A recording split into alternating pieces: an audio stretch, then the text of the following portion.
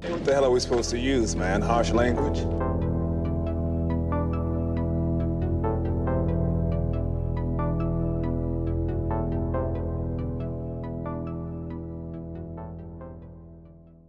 We're here to talk about Nope, Marvin. The latest from Jordan Peele. And this is not one that any of us saw in theaters. It just recently came to streaming services or whatever the fuck, digital. Yeah. Wish I would have saw it in theaters, though. Yeah. After watching it, yeah. I do, too. And I tried to, like, stay away from reviews on it that contain spoilers. This isn't going to be one of those interviews, folks. We're going to spoil the shit out of it, so be aware of that. But I knew we were going to eventually catch up to it for the podcast, so I didn't want to like ruin anything for myself or get anything into my head prior to watching it. I wanted to watch it with a fresh slate. No bias. But the one thing I did know, and it turns out is the case, whenever you got a Jordan Peele movie, everybody's talking about the fucking message. What's the message? Yeah. Now, I don't know if this dude, he's a fucking genius, comedy genius. Key and Peele, we've talked about, hilarious. And, you know, his first movie was very well received. It's a very good movie, Get Out, but of course it has the message in it, the commentary, and then that's what people are looking for now in this guy's movies. And I don't know if that's what his intention was, but I'm starting to wonder if he goes into these movies like, oh fuck, what am I going to talk about this time? Oh shit, got to figure it out real quick.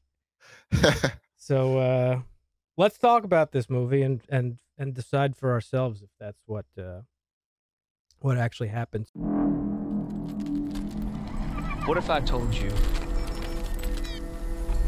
that today you'll leave here different? Pops! Pops! I'm talking to you. So, Nope stars Daniel Kaluuya as O.J. Hayward. His sister Emerald Hayward, played by Keke Palmer. And their tech buddy, Angel Torres, played by Brandon Perea. And then there's a couple little side characters. Keith David's in the movie for all of like 30 seconds. He plays the father, Otis Hayward Sr.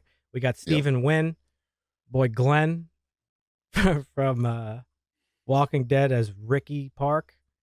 And Michael Wincott comes in later in the film as Antlers Holst. And that's more or less our cast there. And this movie is about OJ and his sister basically trying to capture footage of a UFO that's been sort of getting into some shenanigans on their family ranch. Yeah. The first of these shenanigans is killing their father, Keith David, or Otis Hayward. In the beginning of the film, a bunch of fucking change. Debris. Well, it's like pocket change, I think it was. Coins. Well, right? it was a lot of things because the horse, it was a key got stuck in the horse. Oh, that's true. But the coin is what killed him, right? The coin's what killed the father, yes. Yeah. So some debris comes raining down from the sky, kills Otis, and OJ has to take on the family business, which is Hollywood horse wrangling or animal wrangling, but primarily horses. They supply these trained horses for like movie shoots, commercials, and stuff like that. Right. And there is also a little subplot that also has to do with animals, which we'll talk about a little bit later. But just the long and short of it is Daniel Wynn's character. I'm Daniel. Stephen Wynn's character, Ricky, he was a child actor, and he was in this really famous sitcom back in the day. And the sitcom involved a chimp. And one day on set, the chimp went fucking crazy and just murdered everybody on cast. Yep. On the set, and Ricky was there.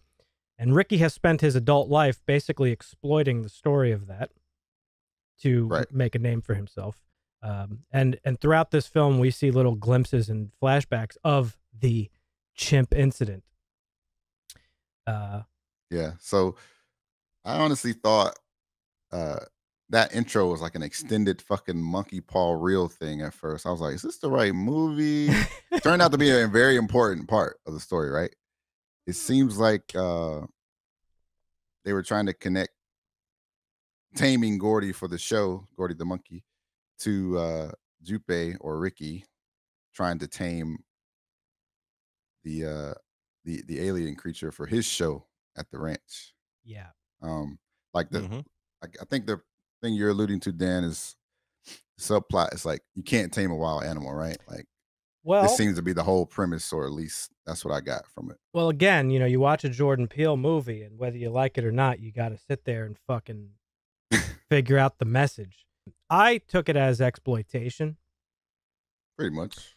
and how we, as mankind, we exploit the natural world for our benefit and gain, and Yeah. we think that we think we're like the dominant species on the planet, which I mean, for the most part, we are, but that doesn't mean that there isn't Hell yeah, something brother. else out there. Yeah, merc.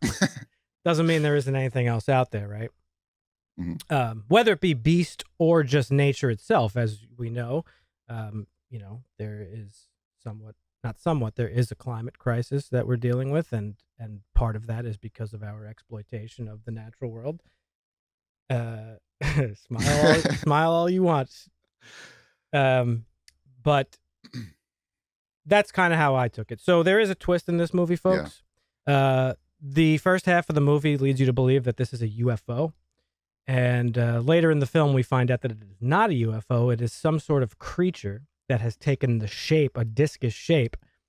Yep. And it's not abducting people. It's actually fucking eating them. Eating them, yeah. And that's the big twist of the film. I mean, I don't know. I thought it was interesting that OJ was his demeanor through the beginning of the movie I was fucking hated this dude. What? Yeah, you almost didn't want to like him at first, because like he was his sister was there and he's like, hey, shut up, I got be quiet. Like he was, I don't know, 'cause he like was fucking up he was business. on set and he really wasn't like the actress. Like, No, I mean, I hate. is your name really OJ? I hate the way he was written. Calm down, white woman. You're fine. He didn't look like he wanted to be there, even though he needed the money. Like he was like kind of timidly, like don't get behind the horse, don't come over here, don't he just like he had that he couldn't care less attitude of I just really don't want to be here, but he had to be there, and he was a little upset when he didn't get it. I don't think it was. I don't think that was the case. I think he. This is why I say I hated him. I don't like the way he was written or portrayed.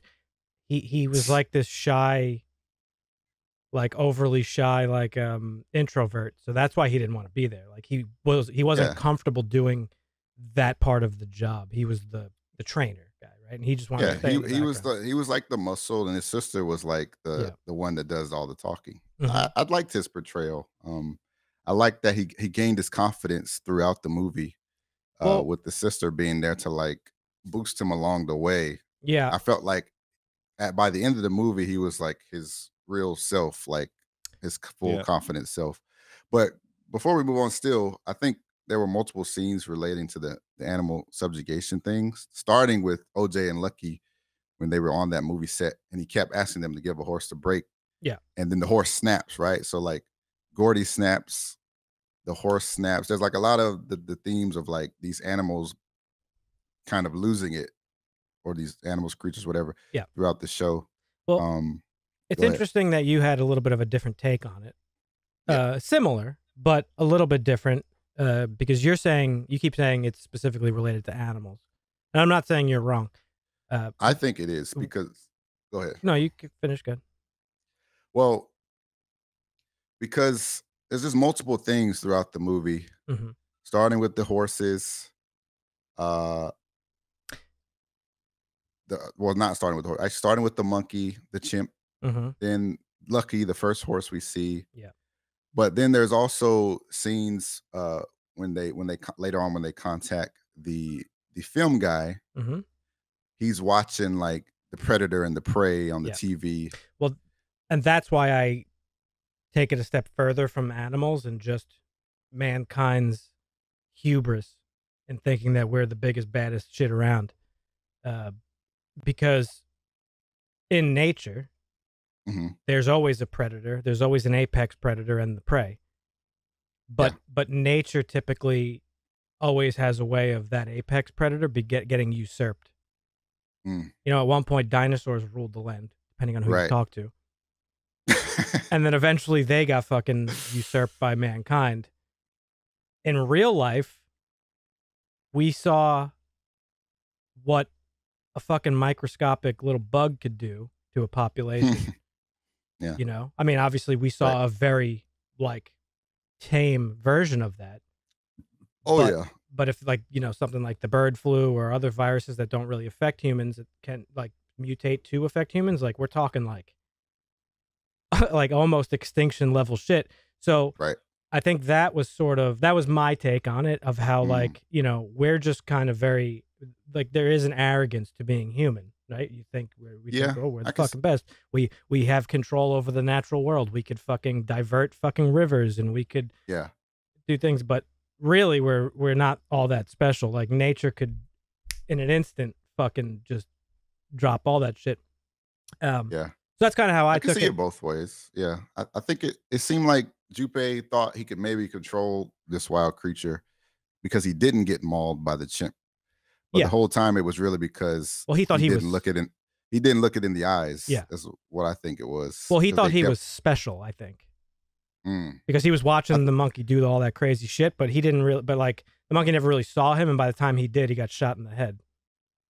Yeah, but if you notice the tablecloth there, that was kind of obscuring. True, it probably vision. I think it was like the monkey. He was basically, you know, they kept referring to the rules. You got to follow the rules of these different creatures, right? So he was unintentionally following these rules. If not for that, little Junpei would have been fucking destroyed, just like his old friend Mary Jo. Yeah. Speaking of Mary Jo, fucking poor Mary Jo gets invited to this bullshit ass ranch carnival. Yeah, because gets eaten by the creature as well. Yeah, but that's because you can't win with fucking Junpei. Yeah, no, that's bad luck. That's what I'm saying. But he was exploiting his childhood experience. Yeah, right. Like, hey, come on down to my show. I'm Junpei, who survived the fucking ape attack, and hey, here's a girl who survived and got her fucking face torn off. Come check her ass out. You know what I mean? Yeah. And so you mentioned looking it in the eyes. That was a running theme of the film, and eventually how they figured out. It was even like them looking at each other in the eyes. The horse. Like there was a bunch of There was a lot of stuff. Yep. Now, my issue. Well, we'll get into that in a minute. The twist, folks, is that this UFO is not a UFO. It's a creature. It's a flying creature that could disguise itself as a cloud. It moves like a UFO. It sucks shit up like a UFO. And then when you choke it to death, it turns into a big fucking blanket. And pretty much. Yeah. And there's really no specifics to what the creature is. You don't know if it's an alien. You don't know what the fuck it is. Right. Which, I don't think you have to know. For me, I wasn't even really pressed about it. No, I thought any type of scientific anything behind it. Well, right, and it's also part of why I arrived at my my take on like what the message is, because it could be an alien, but it could also be just some undiscovered creature that's from here on Earth. Yeah, that's why I just like referred to it as a creature. Yeah, you know, it could fucking hide in the clouds. Think about it. It could be anywhere. Like, you don't know. Yeah. Right. Maybe, and the way I took it too, I went real deep into this. Like, what if all the UFO sightings ever in human history were just these creatures? You know what I mean? Yeah. So, I mean, and in real life, think about how many creatures are fucking living deep in the ocean that we can't really explore. Oh yeah. Discover. And this thing had a lot of similarities to like fucking like manta ray, jellyfish or something. Yep. So I did like the creature design, but getting into the actual like goods and bads of the movie, for me, I actually thought the movie worked better as a UFO movie. I thought once the twist actually happened, that those were the weaker parts of the movie for me. Really? Okay. Reason being is that throughout it felt very Spielbergian. The trailer did a really bad job of portraying what this movie was going to be. The trailer makes it seem like a horror movie, but for the most part, this is a pretty lighthearted sort of like chase type of film. Think like Tremors, Jaws. Yeah, definitely some clear Jaws parallels. Like Yeah. basically more Jaws of thriller the than skies. horror. Yeah, I honestly didn't even really take it as a thriller, except for very few moments. But the chase, the whole There were time, some scenes. there were some scenes, yes, but for the majority of it, it felt more lighthearted. Like you were kind of Yeah. hanging out with friends. It felt like, you know, that movie 8mm. I've mentioned it before, but that 8mm movie from J.J. Abrams, very Spielbergian, and that's kind of how this felt. I think once the reveal happened and you realize like, oh, it's a creature. Yeah. That's sort of when the movie lost me. I enjoyed the creature like itself. I liked the design of it. I liked the mystery of it. Yeah. But it took away the mystery. Can I just say the word mystery? What the fuck? The mystery of like the UFO stuff. Obviously it wasn't a UFO, but I don't know. I thought the movie was working better when it was like zipping around and it was like kind of spooky and shit. Yeah. It was more Jaws like when it was at that point, and then the great reveal is when it shifts to something different. Like right. I don't even know what I would compare it to. A jellyfish. But I don't know if I had a problem with the great reveal. I think the cameraman sacrificing himself for the perfect shot was kind of stupid. Yeah. Since it was clearly a plot device so that we could get to see Emerald take a picture with the fucking camera inside the well. Yep. They wanted to call back to when she fucking photobombed the kids earlier in the well, I guess. I don't know. I guess it worked out though, because as the creature gets angrier, we got to see its true form, which was pretty cool, I think.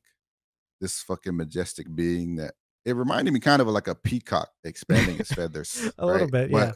But also it had the form factor of like a fucking like jellyfish type thing. So the screams echoing from the creature's fucking mouth, stomach was I was gonna say horrible. My favorite shit gave me chills. I was gonna say that made me really regret not seeing this in theaters because the sound design in this movie, it's really good, especially those on the pops that you hear throughout the movie as it's zipping around before you know it's a creature. When you think it's a UFO, it sounds like almost like a train coming by, like a screeching train, like the brakes on a train. There's like these like whale sort of echoes and like all sorts of cool shit. And there's one moment in the movie that really stood out for me, and it's after they realize it's a creature and it's like over the house. And at one point when Stephen Wynn and his like show and his audience gets abducted, eaten. Well, you see there's a shot from inside the creature and you're kind of like, wait, what the fuck is going on there? And then you see a fucking half digested horse head and you realize like, oh, I was like, hell no. They're being digested slowly, and there's a moment when the thing is over the house, you hear them screaming. If you listen closely, you hear them saying, "Help us, it burns." Ooh. So they're literally being digested by stomach acid. That was so brutal. And that creature was so disrespectful. He just dropped all that shit on their house. And rain just coming everywhere throughout the blood. Marking his territory. Yeah. That was an amazing scene. OJ pulled up in his truck and you see the blood pouring down, and you can see the distinction between the rain and the blood from the light. The sound design was really the standout of the movie for me. Other than that, I wasn't very impressed, honestly. I kind of thought the movie ran a little too long, primarily because of these flashbacks to the chimp. I didn't think they were really necessary. I don't like, and that's my main issue with the movie is the message, right? Like, I understand that he has sort of created this like expectation from his audience that everybody's like, oh, what am I gonna say this time? But I sort of wonder if he figures out like what his commentary is, and then he writes a movie around it. And that's sort of how this felt. I'm not saying that that's what he did. That's just sort of how it felt. I could be completely wrong. There's just a lot of like stuff that doesn't really make sense in this movie. And it's why I didn't like OJ. I thought OJ was just like a bad portrayal of like an introvert. He has like no charisma whatsoever through the movie. It's always just like, can't look it in the eye. It's like, okay. Yeah. How did you figure that out, dude? He just figured it out because he worked with horses. Don't you Yeah, know? it just switched from like, oh, this is a UFO to like, oh no, this is a creature, and it was like, no, why is it a creature? How do you know that? Yeah, he just figured that out. He figured out that you can't look it in the eye. Yeah, There was just a bunch of like weird, like convenient. Just something moved the plot forward. Like, Yeah, yep, it's exactly. an animal. Now we know it's an animal. Exactly. I think the pacing was a little slow in the beginning, but I don't think it bothered me that much. I think the movie was over pretty quick for the runtime because it was over a little 2 hours. I didn't feel that it was that drawn out though. I've been a little more sensitive to longer running movies as of late. So maybe that's why I sort of felt the length a little bit more. But also, again, I just sort of wasn't like that into the story, really. Like, I thought it was cool, and I thought, like, so you go into this movie expecting an alien movie, and there's been fucking hundreds of alien movies over the years. You got E.T., you got fucking aliens, you got fucking encounters of the whatever kind, Close Encounters, you got fucking Signs. Like, alien shit has been done. And the reason that I thought this movie worked really well as an alien movie is because the stuff that they were doing was unique. I hadn't seen it before in an alien movie. There's very few movies that really show you like that type of like UFO stuff where it's like zipping in and out of the clouds and like being weird and like doing crazy shit. And it was very like, I was like, okay, I'm on board for this. So I think the creature reveal was like, oh, I was a little disappointed. Really? But revealing that it's not a spaceship and that it's a creature doesn't change the fact that it could still be an alien. Like, no, I know that. See how you can take that away from it, because it could still be an alien. It could still an alien movie. It was more of the allure of the UFO itself, not what was inside of it. Whether it be little green men, gray men, like UFOs in real culture, we don't know what they are. They're not even. He says it in the movie. They're not even called UFOs anymore. UAPs. We call them UAPs now. So like. It was very alluring to me to see like a take on that, you know, with a lot of the stuff that the government has declassified over the last couple of months to years. You know, we know that they've been seen like popping out of the ocean and all this shit. I personally think it's all bullshit. That's just my take on it. But still, seeing a story that plays off of these new like sightings, I thought was pretty fun. So the creature reveal was a little bit disappointing for me. And then the other bulk of the movie too is like, this isn't stuff that we haven't seen before. I kind of touched on it a little bit earlier, but like there's a lot of stuff from other types of chase films. There's the Jaws, hunting the shark. In this movie, they use the wacky inflatable flailing arm tube men as a way to detect where in the sky it is. Very similar to using the yellow flotation things in Jaws, right? To detect where the shark was. Now, obviously... So that was there's elements of Tremors in this movie. There's very Tremors-esque. Yep. Yeah. So this movie doesn't really do anything that we haven't seen before, done better in my opinion. This felt just like a stew of all those movies and like an homage to them. But it made this movie to me feel like it didn't really know what it wanted to be or do. And then by the end of the movie, you're just like, okay, like then you're left to sort of ponder like what was the deeper message. And I've seen people like having like they've watched, you know, negative reviews are met with like, whoa, you just didn't get it. It's like, listen, I don't think there's much to get in this movie. I also don't think you have to look for something like that in every movie. No, you don't. But the stuff that I said and the stuff that you said, who the fuck knows if that's even what he intended for the message to be? That's just sort of how you and I interpreted it, and I assume Dusty too, because he was, you know, nodding along with us, agreeing.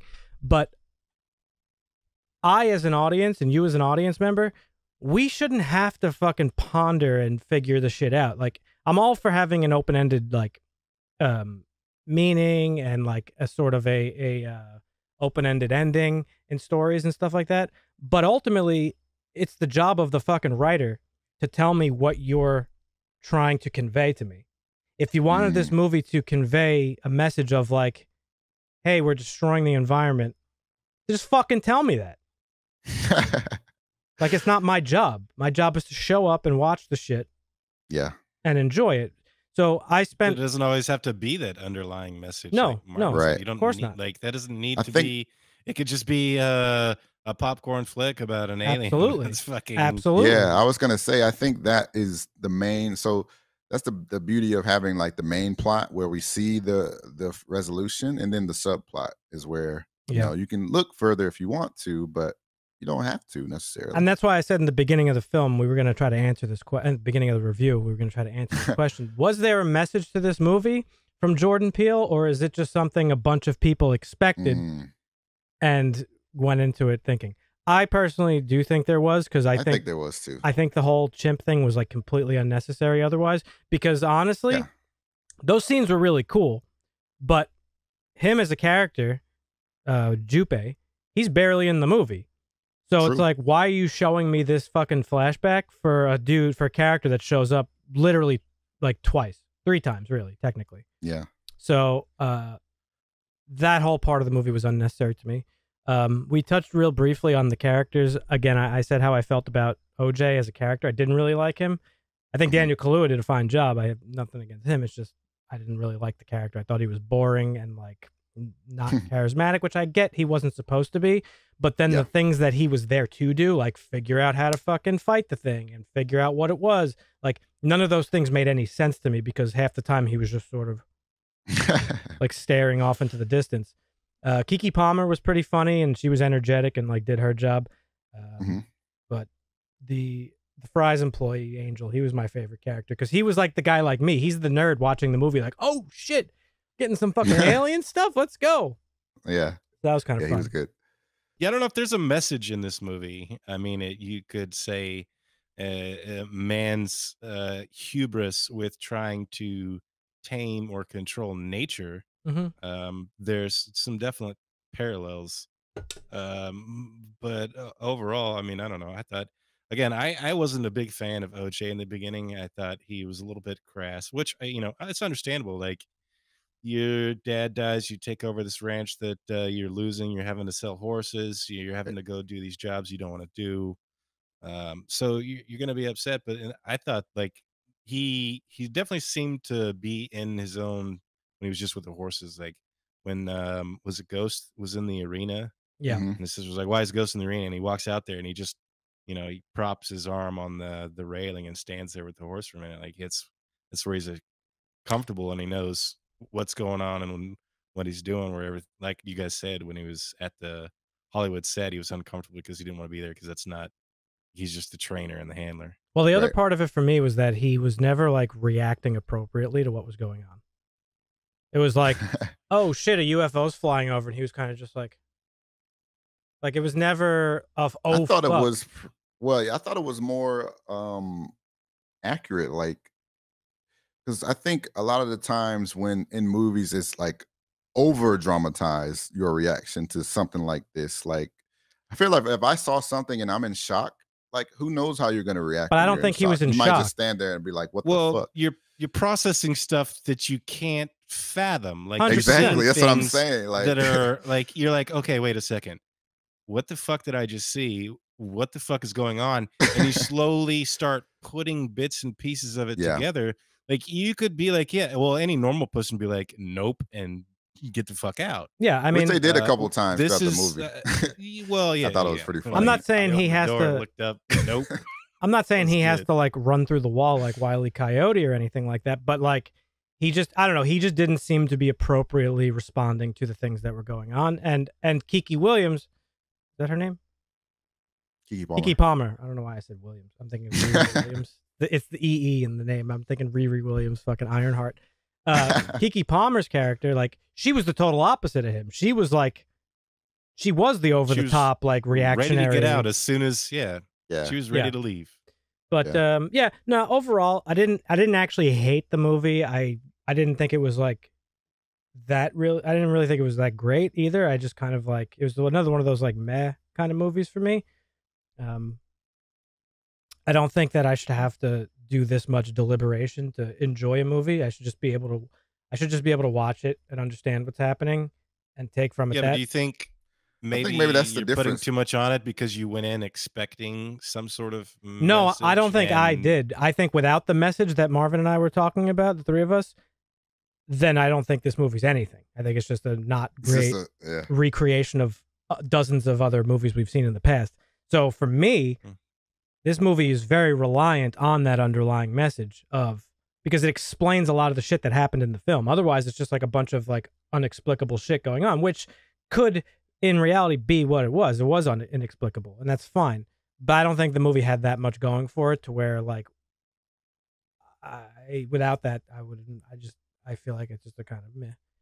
And I already feel like that. I don't think I'll ever watch this again. I do wish I saw it in theaters. The sound design was amazing. And yeah, that's sort of my where I'm at with it. It's got a good rating. It's 7.0 on IMDb. I would probably give it like a 6.5 in that area. Marvin? I'll probably give this like a 7, and 7.5. Ooh, so you really liked it. Yeah, I enjoyed it. I think you enjoyed it more though, and pardon me for telling you, you feel a certain way. I just think you haven't seen a lot of these movies that I'm referring to that it pulls from. Yeah, probably. Yeah. So I think it's fresh for me. Yeah, and that's not to say that these themes. Yeah, and that's not to say that that's invalid. That's just what my opinion is. Dusty? That makes sense. I give it a 7 too, and I've seen all those movies. So Okay. I don't know. I didn't find anything about it detracting per se. I thought the twists were well intentioned, and that's like shock and awe, but that's interesting. Yeah.